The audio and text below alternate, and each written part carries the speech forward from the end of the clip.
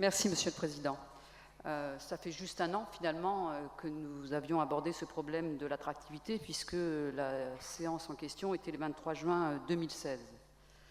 Et nous tenons à souligner, pour les élus communistes et Front de Gauche, que j'ai bien entendu, et nous avons entendu vos propos introductifs sur cette question-là, qu'un certain nombre de suggestions ont été prises en compte, y compris donc qui avaient été faites lors du débat de cette plénière précédente, et nous nous en réjouissons. Pour autant, il nous semble que concernant l'attractivité de la région, un de ses piliers, de ses atouts, ce sont bien évidemment ses habitants, dans leur diversité, dans leur lieu de résidence, ou dans leur diversité de leur expérience et de leur engagement, et dans la diversité de leur histoire professionnelle. Parmi ces générations et ce public, une génération nous semble insuffisamment considérée, même si vous y avez fait référence ce matin, c'est celle de la jeunesse.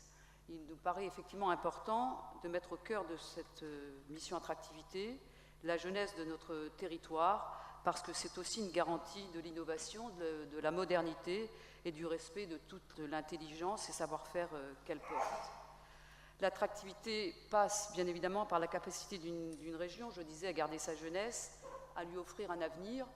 Or, on le sait, aujourd'hui, nous heurtons à une difficulté, c'est que nombre de ces jeunes s'expatrient et ne peuvent construire leur vie personnelle et leur projet professionnel ici. Donc nous souhaiterions que cet aspect-là soit pleinement intégré au sein de la mission attractivité et qu'elle fasse effectivement l'objet d'une réflexion importante. Concernant l'attractivité, il y a un autre élément qui nous semble aussi... Moi, j'ai participé à quelques réunions et conférences qui ont été données en amont, avant d'arriver à cette plénière. Il y a un aspect qui nous apparaît insuffisamment traité, c'est celui des équipements, des infrastructures et des services publics, parce qu'il ne peut pas y avoir d'attractivité d'une région si, dans le même temps, sur cette question-là, nous n'avons pas une réflexion en profondeur pour rattraper le recul dans certains domaines et pour mettre à niveau, notamment, je pense, la question des infrastructures. Un dernier mot qui amènera le groupe des élus communistes et Front de Gauche à s'abstenir, qui est plus fondamental. Nous nous posons la question de savoir pourquoi nous avons confié une telle mission à une agence et externalisé ce sujet-là. Les ressources professionnelles existent à l'interne de la région.